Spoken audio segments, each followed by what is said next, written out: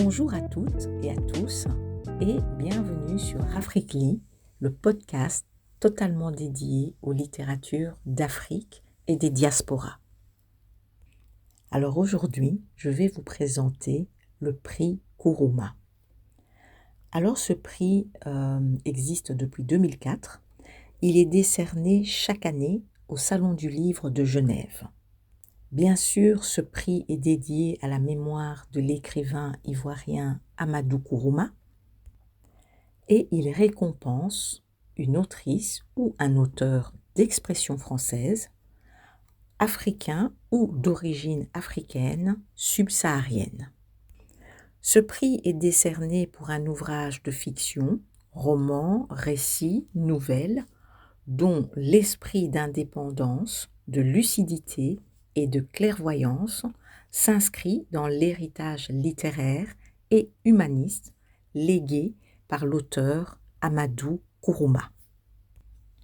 Pour le gagnant, c'est une reconnaissance littéraire et un rayonnement médiatique. J'ajoute aussi que ce prix est doté de la somme de 5 000 francs suisses.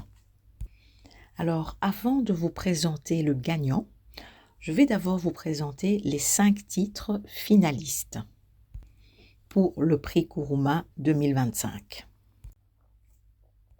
Tout d'abord, il y a l'auteur Gaël Faye pour son roman Jacaranda. Ensuite, il y a l'auteur Gauss pour son roman Les Portes. Après, il y a l'auteur Fari Ndayo pour son roman Le Dernier des Arts. Il y a également l'autrice Raphaël Reid pour son roman intitulé Adikou. Et enfin, il y a l'autrice Ève Guéra pour son roman Rapatriement. Pour ce roman, l'autrice Ève Guéra a reçu le prix Goncourt du premier roman et elle a été aussi finaliste du prestigieux prix des 5 continents. Et sur cette chaîne, vous trouverez une présentation du roman Rapatriement. Et ceux qui me suivent savent comment j'ai adoré ce texte. Vous trouverez également sur ma chaîne 2 interviews d'Ève Guéra. Donc n'hésitez pas à aller écouter ou réécouter Ève Guéra et aussi la présentation du roman. Maintenant, je vais vous présenter l'autrice Véronique Tadjo qui a remporté le prix Nkrumah 2025 pour son livre « Je remercie la nuit ». Véronique Tadjo est une autrice franco-ivoirienne. Elle est née en France et elle a grandi en Côte d'Ivoire. Elle a travaillé dans différentes universités comme enseignante et elle a écrit environ une 30aine d'œuvres, des romans, de la poésie, des albums jeunesse. Elle est également peintre et illustratrice. Et elle reçoit en 2005 le Grand Prix d'Afrique noire. Ce prix est appelé aujourd'hui Grand Prix Afrique. Donc, elle reçoit ce prix en 2005 pour son roman La Reine Pokou. Un roman incroyable que je vous recommande absolument. Alors, La Reine Pokou, c'est l'histoire de cette reine qui a sacrifié son fils unique pour sauver son peuple. Et la reine Pokou, c'est la fondatrice mythique du peuple baoulé en Côte d'Ivoire. Et enfin, Madame Véronique Tadjo a été finaliste pour le prestigieux prix Astrid Lindgren. Donc, le prix Astrid Lindgren,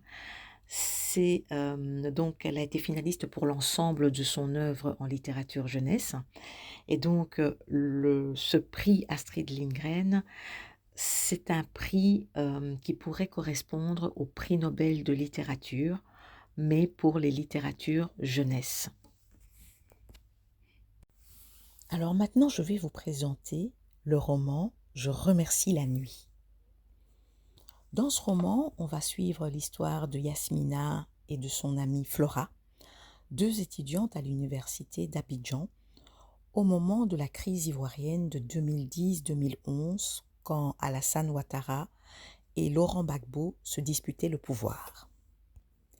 Flora, c'est la narratrice du récit.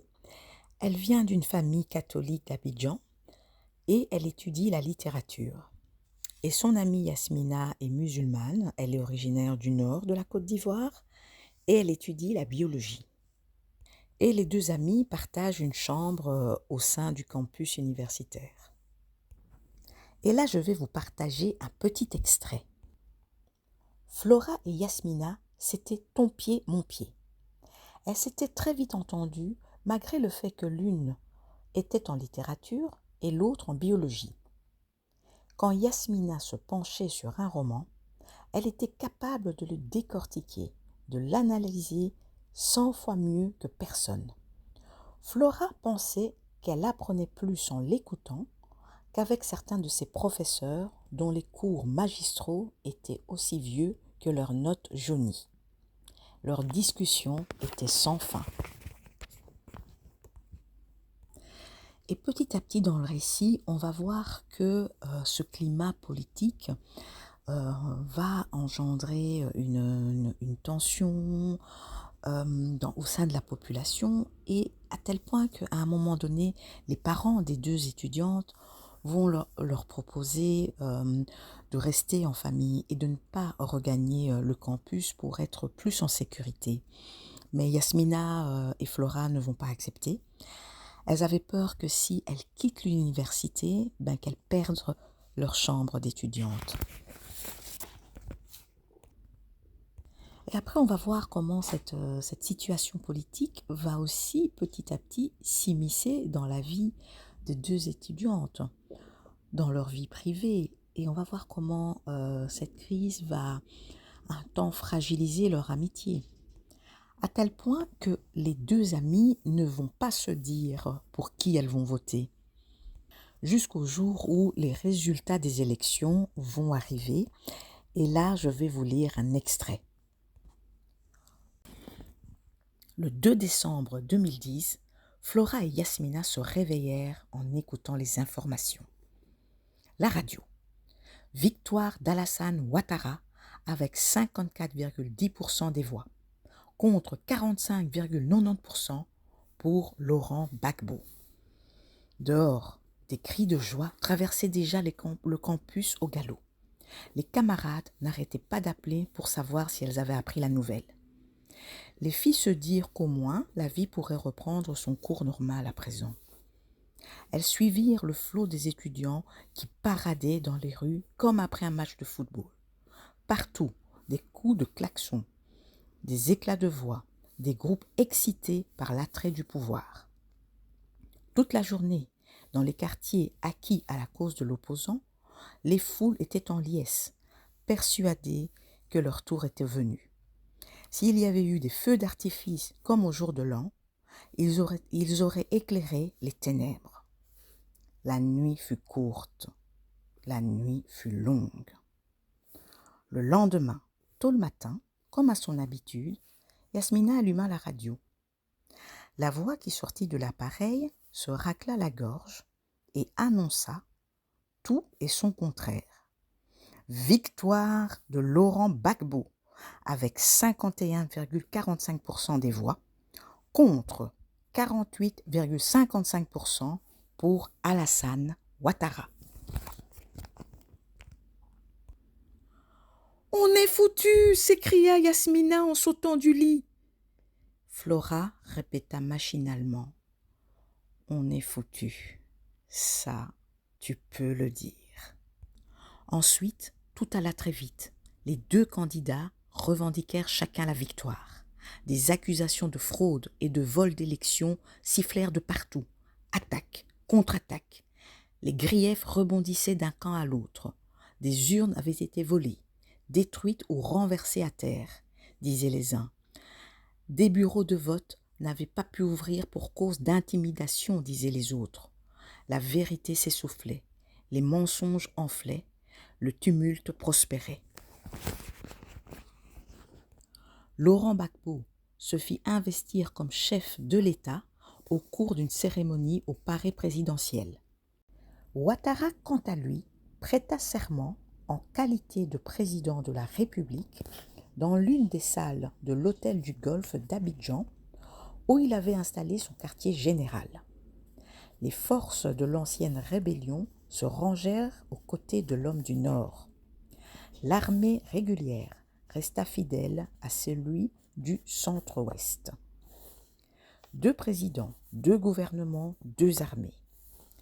Les citoyens ordinaires plongèrent la tête sous l'eau.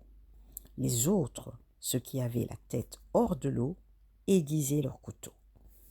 Les 2 étudiantes tournaient en rond dans leur chambre, comme des captives en cage, répétant le seul mantra auquel elles voulaient croire: il va y avoir une solution. Tout va bientôt s'arranger.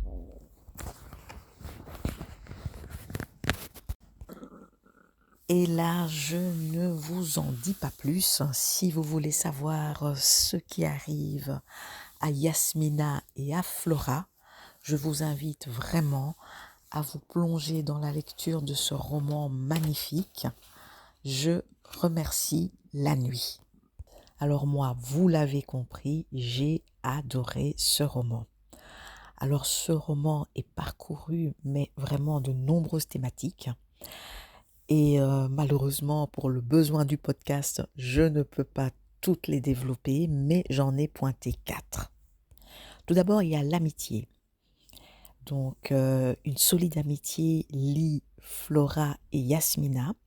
Pourtant, elles sont très différentes. Elles ne viennent pas de la même région.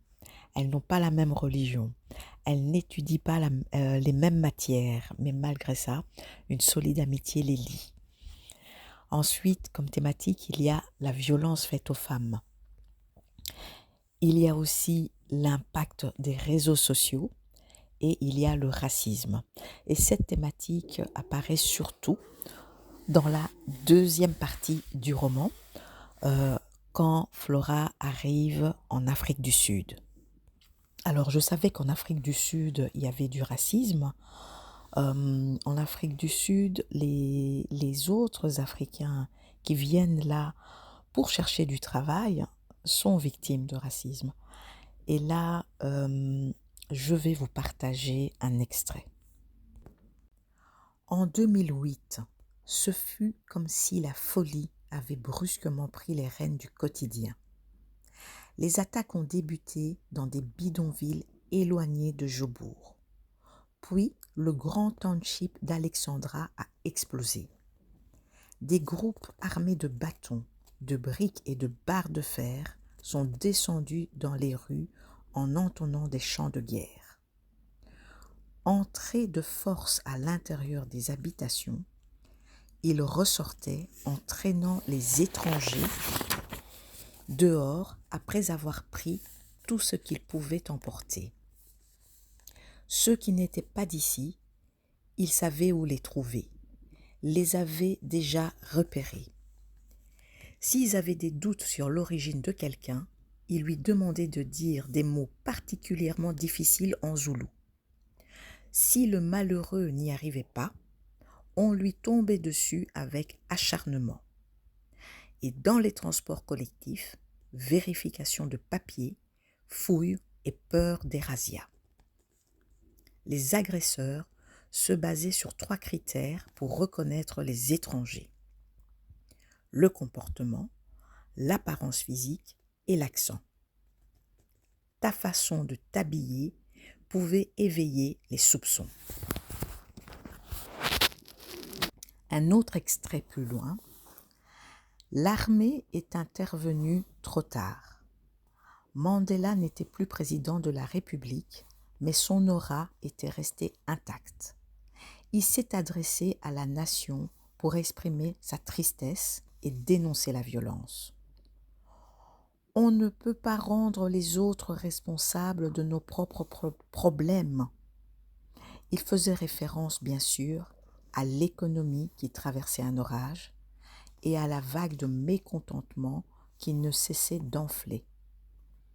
Blâmer les étrangers, c'était jeter de la poudre aux yeux, afin de cacher les vraies inégalités venant de l'intérieur. Alors Afrique.ly, c'est fini pour aujourd'hui. Je vous dis déjà à très bientôt et je vous laisse en vous lisant un petit extrait. Et cet extrait, c'est vraiment les dernières lignes qui clôturent ce magnifique roman de Madame Véronique Tadjo, intitulé « Je remercie la nuit ». Cette génération savait que l'espoir préférait ceux qui se tenaient par la main, ceux qui regardaient ensemble dans toutes les directions du vent. Explorateurs de nouveaux territoires, ces jeunes-là avaient assez de fougue pour décrocher le soleil. Et seul le temps, le plus grand des conteurs, saurait dévoiler le dénouement de ce récit sans point final.